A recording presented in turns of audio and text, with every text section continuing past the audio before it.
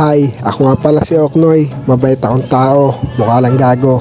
Birthday ko nga pala ngayon, kaya tara, samahan niyo ako. Konti nga lang pala yung handa ko, bigay pa ng tropa ko at ng kuya ko. Ito nga pala yung manok na napakahirap hulihin. Kaya ang ginawa namin, gumawa kami ng silo at pagbalik namin, ito na ay nakabitin. Isa pa sa nahirapan kaming hulihin itong tandang na manok. Dahil lang sa ilang butil na patoka, ito ay amin ang nadako. Bale, ang handa ko nga pala ngayong birthday ko ay 2 inahin at isang tandang na manok. Ito nga pala ay aming itinulahin at ang iba naman ay gagawin naming adobo sa gata. Kahit paano naman ako ay may handang konting baboy at meron din nga pala akong handang mga bukyo. Ito nga pala ay pinanguha ng aking kapatid at ang aking mga tropa. Tinira nga pala nila to ng gabi at ng madaling araw ng umaga. Ito nga pala ay pinanguha nila sa may bundok, sa may sagingan. Pinapasa nga pala muna yan bago tanggalin ang kanyang laman, na sinisigurado ko sa iyo na kapag ito ay natapos, ikaw ay matatakam. Kaya shoutout nga pala dyan sa aking mga tropa na nagtiyagang manguha at alisin ang mga laman para marami ang aking mapulutan. Kaya kapag may tumakbo sa inyong kapitan, sinisigurado ko sa inyo na hindi ko kayo makakalimutan. Kita nyo naman na ito lang ang nakuha naming laman at pagkatapos nitong mahugasan ay lalamasin namin ito sa tawas para mawala yung lansa at dumi